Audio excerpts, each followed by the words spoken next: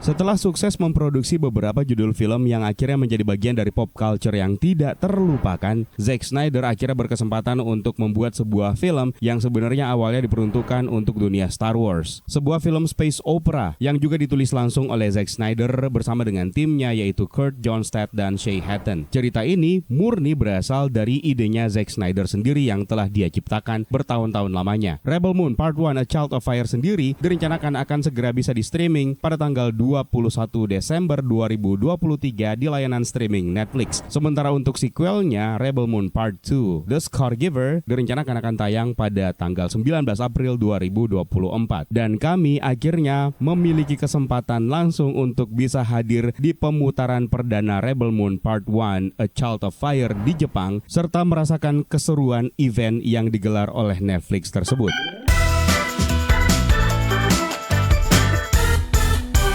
Zack Snyder sendiri sebenarnya sudah menjadi penggemar Star Wars sejak kecil, yaitu ketika dia masih berusia 11 tahun. Bahkan dia mengaku pernah bolos sekolah hanya untuk pergi menonton film-film Star Wars. Berangkat dari situlah Zack Snyder akhirnya memiliki ide untuk mengajukan konsep space opera selama lebih dari 10 tahun yang lalu. Namun sayang konsep tersebut ditolak. Dan berawal dari penolakan itulah film tersebut akhirnya dibuat untuk Netflix, yang tentu saja bisa memasukkan lebih banyak lagi kreativitas seperti yang pernah diungkapkan oleh Zack Snyder dalam sebuah wawancara.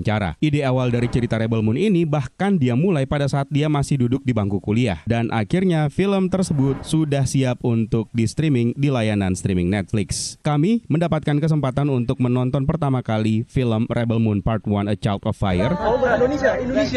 Indonesia's awesome. Yes, thank you.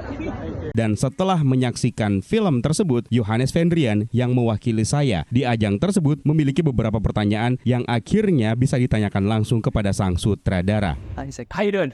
I'm great. And how about you? I'm amazing. I'm Yo. I'm representing Keramex from Indonesia. Awesome. I really want to know, how do you brainstorm creative ideas with some familiar references into a one-pack Rebel Moon that is unique and wild execution?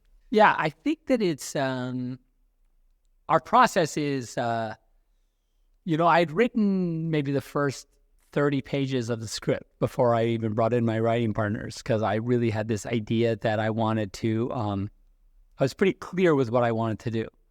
And so a lot of the initial mythological constructs that are in the script are just things that I have been working on for years, just like a very specific ideas I have about how the universe would work in this thing. So it wasn't so much a workshopped idea as it was just like a thing I wanted to just get down. But then later now in the new sort of, now that as we've gone forward and there's more stories and sort of expanding universe, we do these big dry erase sections. We have a big dry erase board about as big as that thing over there. And, we have a giant timeline on it with all the different worlds. So we're just very specific and methodical now as we go forward. Interesting. And I see that you love a world-building project. Are you focusing one by one per movie or do it parallel while doing some other projects? Right now, pretty much only Rebel Moon. I mean, I have other projects, of course, but this one has the majority of my time. All right. And then the final one. Beside Korra and Admiral Atticus Noble, what do you suggest for the audience to pay attention more because of potential impact in the next one?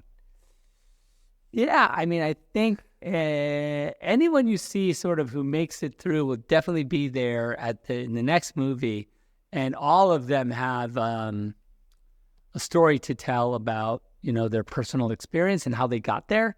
And so I think that I think as long as you're sort of paying attention to like what they're saying about their motivation and why they're there, that'll be interesting because you'll see the real reason why they're there in the next movie. All right. Can you tease us, after part 1 and part 2 release, is there any expansion plan? Yes, there is expansion plan, but, of course, we'll take it one day at a time. But yes, we're definitely ready to do more. All right. EB. Thank you so much for the chance. Oh, awesome. Thank you so much. Dari wawancara tersebut, Zack Snyder menceritakan ide dasar ceritanya yang sebenarnya murni datang dari dirinya sendiri. Tidak pernah ada ide kolektif untuk menciptakan dunia Rebel Moon. Dan Zack Snyder bahkan menegaskan setelah 2 filmnya nanti dirilis, masih akan ada perluasan cerita dan universe yang akan dikembangkan lebih jauh lagi. Setiap individu atau karakter yang ada di dalam Rebel Moon memiliki potensi untuk diceritakan masing-masing. Dalam kesempatan wawancara lain, Zack Snyder juga pernah menceritakan bahwa sebenarnya Rebel Moon ini terinspirasi dari karya-karyanya Akira Kurosawa, termasuk salah satunya adalah film Seven Samurai. Selain bertindak sebagai sutradara, Zack Snyder juga ikut turun tangan untuk menjadi sinematografer dari film ini. Berdurasi sekitar 134 menit, film ini menghabiskan anggaran sekitar 166 juta dolar Amerika, yang mana ini merupakan anggaran untuk 2 installment awal dari Rebel Moon. Snyder juga mengakui kalau dia sedang terlibat dalam beberapa proyek film, namun dia masih lebih memprioritaskan Rebel Moon untuk saat ini. Tidak pasti apakah salah satu proyek tersebut adalah kelanjutan Snyderverse atau bukan. Jadi kita tunggu saja kelanjutannya. Untuk kalian yang penasaran dengan filmnya, sudah bisa di streaming pada tanggal 21 Desember nanti. Jadi jangan sampai ketinggalan dan pastikan kalian sudah berlangganan Netflix ya. Terima kasih buat kalian yang sudah menonton, dan juga terima kasih banyak buat kalian yang sudah bergabung di membership untuk channel ini, dan terima kasih banyak buat kalian yang sudah bersedia untuk memberikan super thanks-nya. It's time for me to sign out. My name is Eka. Stay safe and until next time.